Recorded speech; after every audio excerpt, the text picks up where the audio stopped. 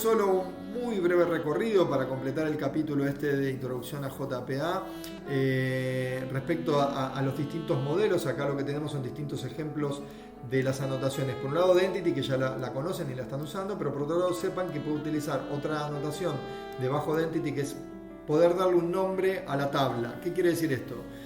Mi clase se llama Employee, pero yo quiero que en mi base de datos la tabla se llame Emp.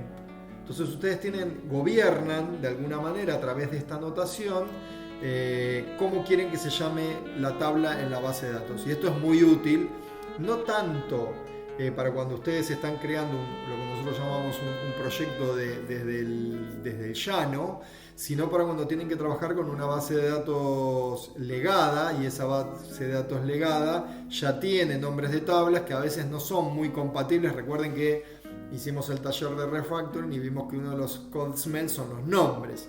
Eso no es lo que no podemos hacer, que si los nombres de nuestras tablas en las bases de datos legadas son medio feitos o son medio feos o causan este olor, seguir trasladándolo a los nombres de nuestros objetos. Entonces lo que vamos a hacer es tener nuestro nombre de entidad de modelo de dominio de nuestro mundo de objetos y mapeado con el nombre de la base de datos.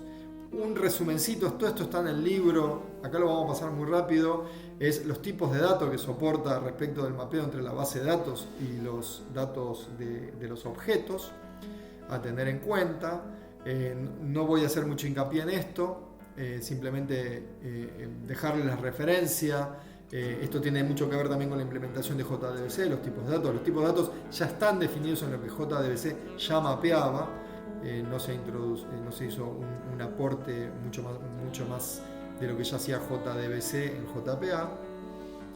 Y aquí algunas cositas más que tienen que ver con los atributos. Como vimos que estaba el @table para poder darle el nombre a la tabla, tengo el @column para poder redefinir distinto el nombre de la columna que quiero en la tabla de la base de datos respecto del nombre de la columna que yo voy a estar utilizando en mi objeto o en mi clase del mundo Java.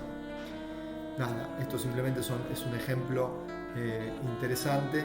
Sobre Lazy no vamos a reparar ahora, y los temporal data types, sí sobre los temporal data types, que ya los vimos. El otro día en el taller hicimos un ejemplito.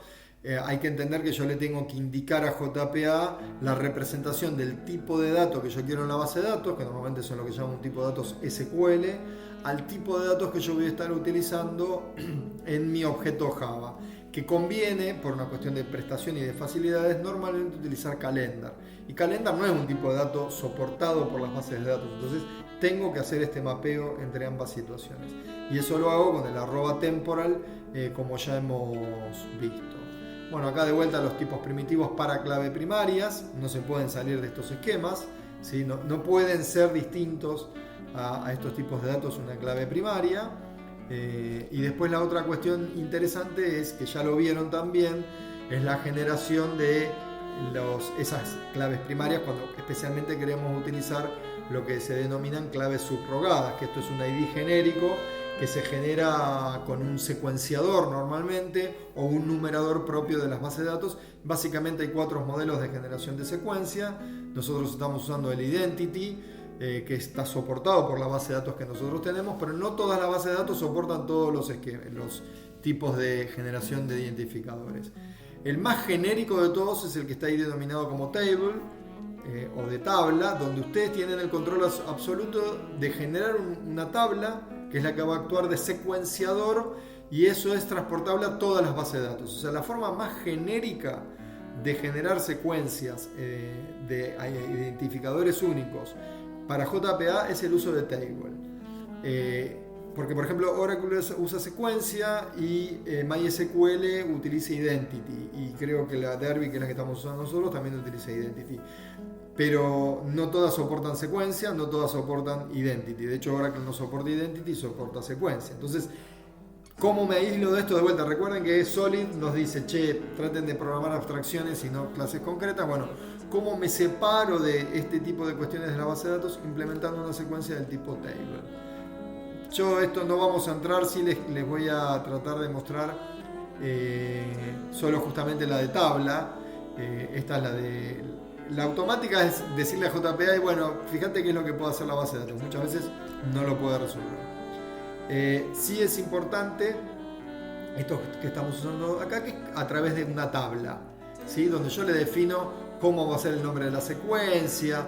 Tengo otras opciones para decirle, por ejemplo, esta otra notación de Table Generator, que es la que estamos viendo, de, por ejemplo, el valor inicial, cada cuánto quiero que salten los valores. En la misma tabla guardo los secuenciadores de distintas tablas. Bueno, insisto en esto, para la referencia vayan al libro, busquen generadores de identificadores, generación de identificadores, y ahí rápidamente van a encontrar todo el material necesario para tener las distintas opciones. Para el trabajo práctico que ustedes tienen que hacer durante el transcurso de la materia, ya está resuelto eso. Ustedes ya tienen lo que estuvieron viendo como ejemplo en el taller de RESTful, que ya estuvimos creando entidades para evolucionar nuestro software de Bordero, de manejo de Bordero. Ahí ya vieron cómo generar secuencias. Utilicen esa, pero es muy importante que ustedes como profesionales a futuro, si van a utilizar JPA, tiendan por ahí a utilizar la de generación de tablas y no la de autoindent. Esta es la de secuencias, como estamos viendo acá. Esta, por ejemplo, solo hasta acá yo conozco a Oracle, que la soporta. Después no todos tienen secuenciadores hay otras bases de datos como DB2, como Informix, que también soportan secuenciadores, pero son bases de datos muy, muy específicas.